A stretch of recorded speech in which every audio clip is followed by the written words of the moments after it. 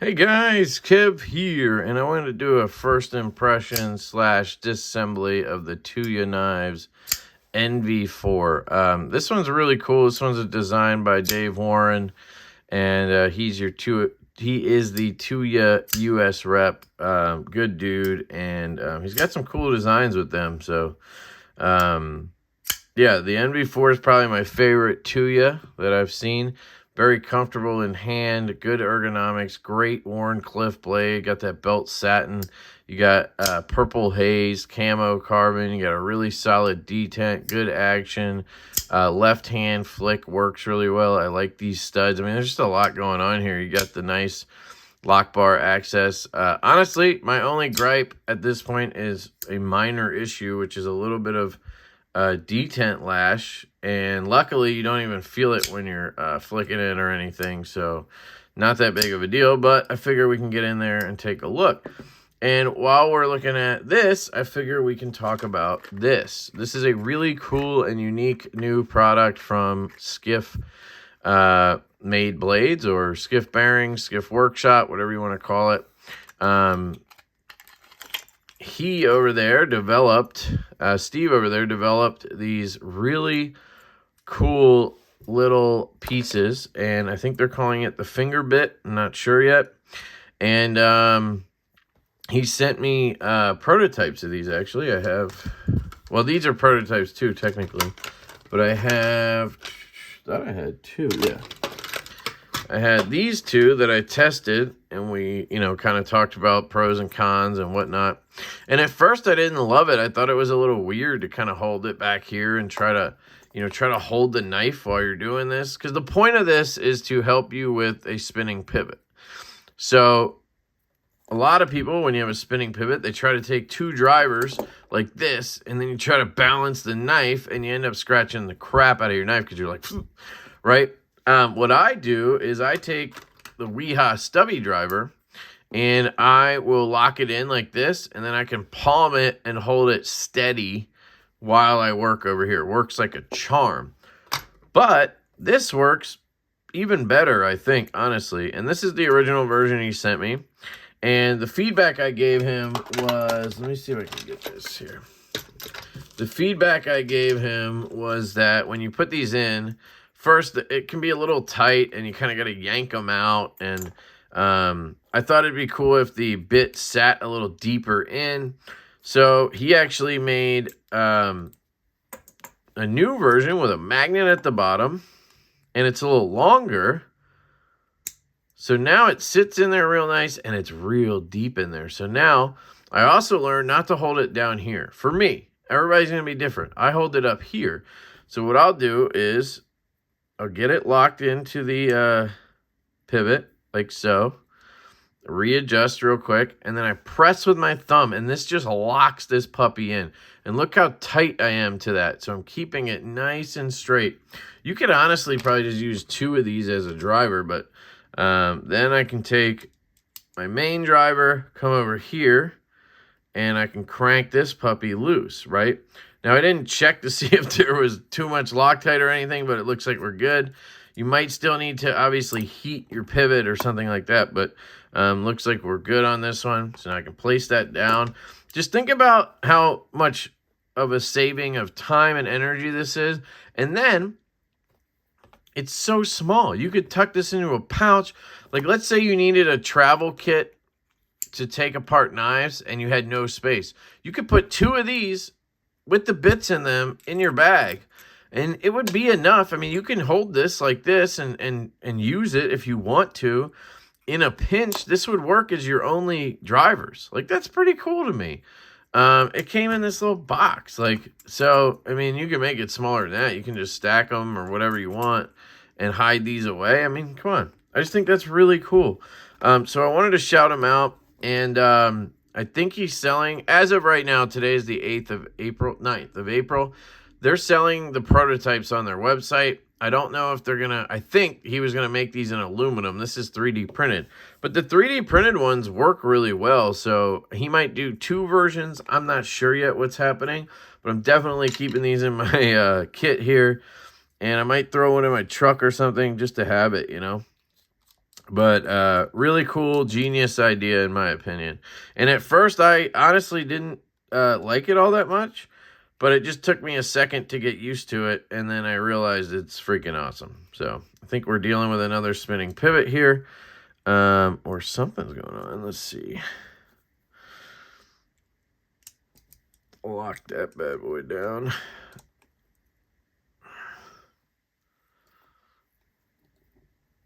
I don't know what's happening. It's coming apart. It's just being weird.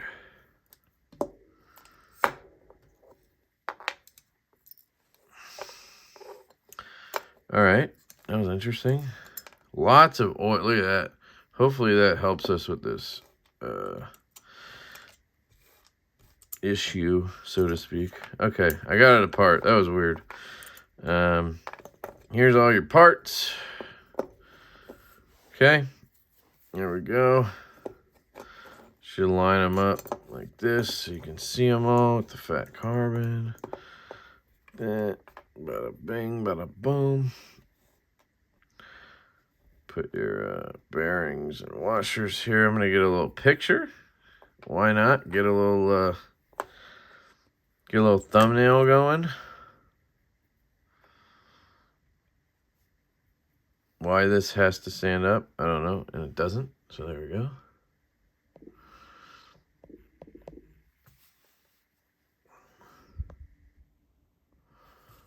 Yep, I'm going all out, guys. All right. Sorry. All right, so here it is. Yeah, that was easy, sort of. And it kind of fell apart. Hopefully it goes back together just as easy. And I'm thinking skiffs. What do you guys think? Skiffaroons? Clean that out. Okay. Get the blade cleaned up. Get this cleaned up. What are we looking like in here? Yeah, we got oil in here too, but I don't know. We'll see. Like I said, it wasn't that big of a deal, but enough for me to be bothered when I do feel it, you know. It's one of those things that I hate about myself. Stuff bothers me, and I can't let it go sometimes. So 5mm 1/16 we have here. They should fit perfectly, but just to show you, another amazing Skiff product. And I'm not sponsored by them. They do occasionally send me bearings to restock. And I have a code over there, LeftyEDC. Get 10% off your order if you want to pick up the finger bit, or you want to pick up one of these test cards. Yeah, awesome company over at Skiff. So 5mm drops right in. And then our bearing is going to be a 1/16 ball.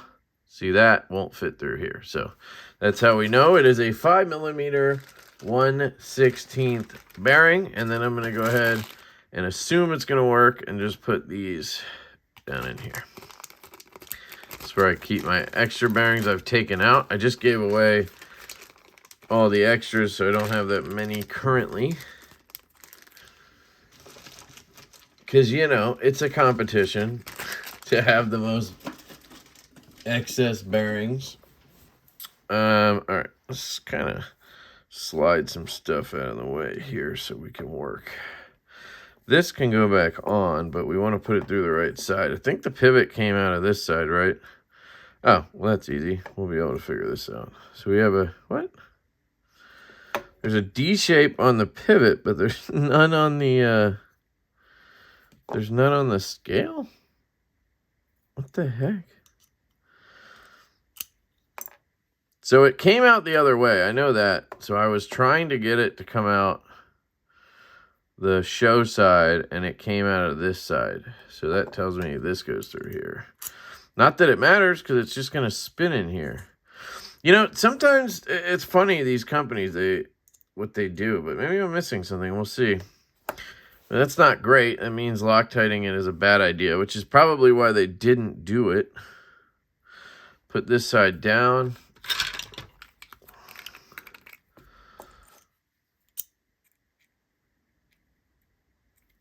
So I want to put the side that doesn't have any washer marks on it or bearing marks on it down or up. Sorry. So that way we are putting our bearings onto a fresh washer.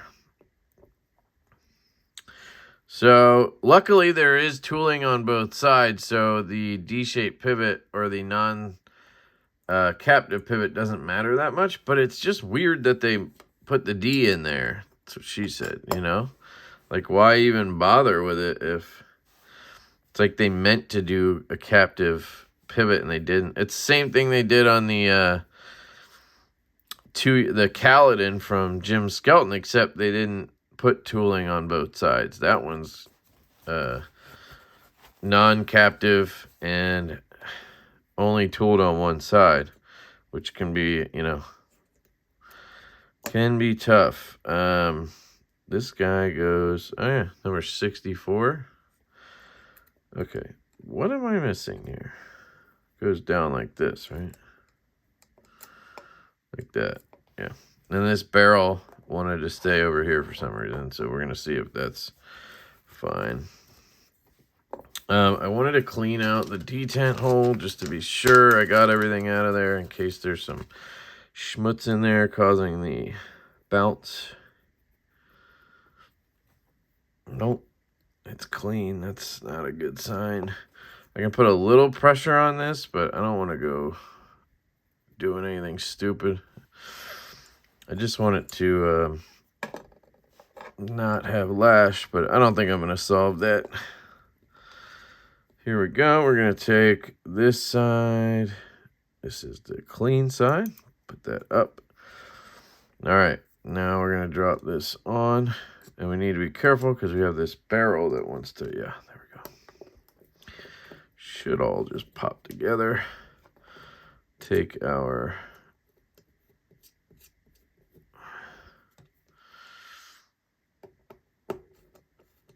I don't think I checked the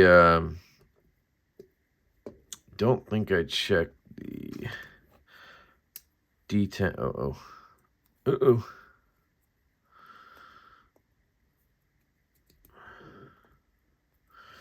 Let me see if the screw helps us here.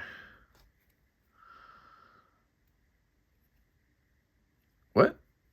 Oh. Can we? There we go. That's what I was hoping it would bring it in. I didn't want it to snap something, but I don't think it did. Yeah, I think we're good there. Centering came pretty good. We haven't tightened it all the way, I don't think. Let's check that.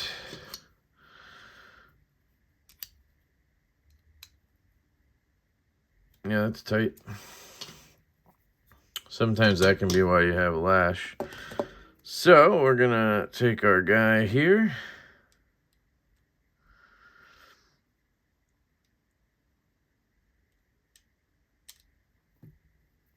Pop it in. Okay, see where we're at. Dead centered. Firing. It's locked up tight. A little too tight. Breaking in nice. Still centered. Good reverse flick. I mean, you hear that click? That's a solid detent click. It's like, yeah, we have a little bit of play, but it's not bad. And honestly, I don't even think that's what it is. I think it's, it's not bottoming out. Nah. I think it's just the blade, because of the length of the blade and how it sits.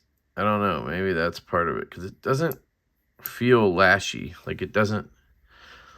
I mean, it vibrates a little bit, but I don't think that's really an issue. I think this is mostly an in my head thing. So that's good, right? So let's see if if I need to, I kind of want to Loctite it, right? So let's see if I can loosen it just with finger pressure. I can. Oh, I could.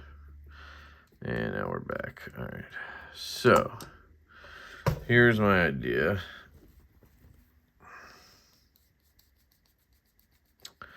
Clean that pivot off. Clean in the pivot. And then we test. Always do a test run if you're going to use super glue. With Loctite, you have a little bit of play, right? You have a time factor where you can, you don't want to mess with it too much. You want to get it locked in place and then let it sit. But you can adjust, you know what I mean? With Loctite or glue, you got to be pretty quick. So that's pretty much tight. That's centered. There's no play. And we're good. Okay, so I think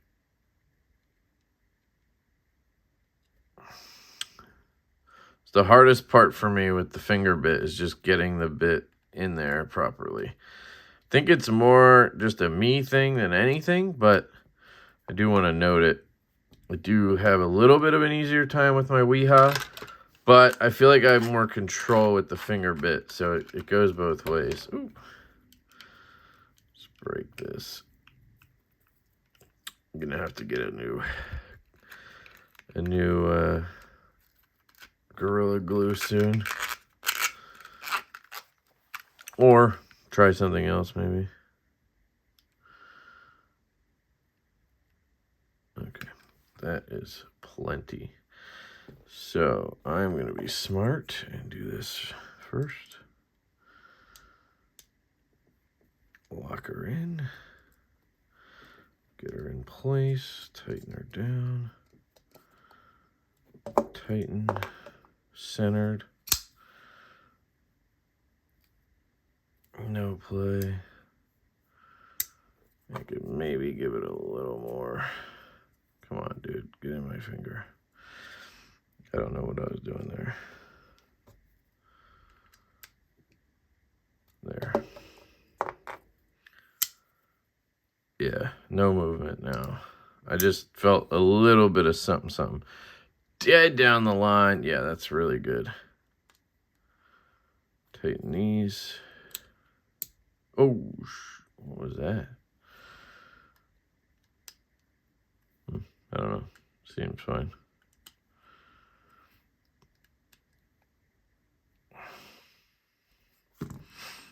Okay, everything's still centered. It's all tight. Get that little bit there. I'm gonna learn to let that go because everything else is just absolute crispy butter. And again, you don't feel it like when you do this, you don't feel it like wiggling. You know what I mean? Like a flipper tab, you feel that wiggle. Let me show you what I mean. Here's a button lock. You can see, like I can make it play, right? Before flicking it. Now, on a button lock, it's not really play. Like I can't make it, it's hard to explain with a button lock, but just for example, I can show you with a flipper tab when there's detent lash, you can really feel it when you're like playing with the flipper tab. It's not the same thing with studs, really, or even a front flipper. You don't really wiggle it. You kind of just give it a go, So, even if it is lash, I don't think it's a big deal. So, that's my story, and I'm sticking to it, folks. I'm just giving it a second to cure. Ah, shit. It's gonna... I already went too tight. Just gotta...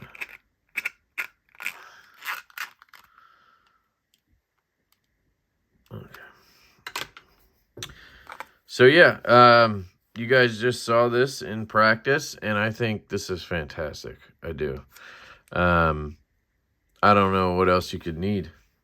This is something we've needed in the community for a while. The other options that I've tried, Obviously, I've used my Weehaw driver, which works really well. This was my go-to before this. And then I had this stupid thing. Let's see if we can find it.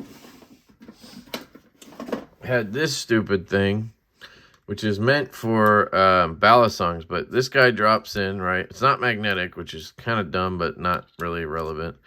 And then you lay your knife on it. Now the problem, 2 problems for me is, 1, once you have it on there, you have to hold your driver like this. It's very hard to go in straight like this, right? Unless you're on an angle, which is bad, right? So you got to like hold your driver like this and loosen, which is horrible. It just asks for marring up your pivot. It's just asking you to jack up your pivot. And the other problem is getting it on there. You have to like, I can't even see what I'm doing. So you have to kind of like do this, right? Like get it in like this and then carefully lay it down. And then I just never feel confident that it's in there, right? There's that little bit of movement with a driver, and it just does not feel good to me. So I really don't like this. If anybody's interested in this, let me know. It has a little rubber bottom, so it, you know, glides or whatever. But I will, you know, I'll give this to you for shipping or whatever. So, yeah, this is perfect. It really is. Great in the hand. Has the magnet down there. The bit sits nice and deep, so you're right up against it. You just press down with your thumb and lock the knife in place, and you're good to go. I mean, yeah, perfect, Skiff. Great job on this. So I'll link that down below. Let me just clean this up, and then we can wrap this up. Oops. All right, should be good by now. Dead centered. I mean, I don't know what more you could want in a knife. I think I saw that these start at $239, or was it $139? I mean, it was an affordable price, that's for sure. Let's look it up right now, because I don't want to be wrong. So we'll go to Tuya knife. There we go. Let's see. Home, shop. All right. Where are we? They still have the NV2. Oh, no, it's out of stock. Never mind. Okay, here. NV4 from $239. So $239. I still think that's very affordable. And that's in carbon fiber, so your options are aluminum infused for $239, copper infused for $239, both available right now. And then you have the premium fat carbon version, which is $269. So it's still sub $300 for this. They're all in S90V, so you're getting premium steel, premium materials. Really well done transitions. I mean, very well done transitions. Beautiful around these screws. It always is a nice touch. Really good action. I mean, that belt satin is gorgeous on there. I want to see if the 239 ones come with a belt satin.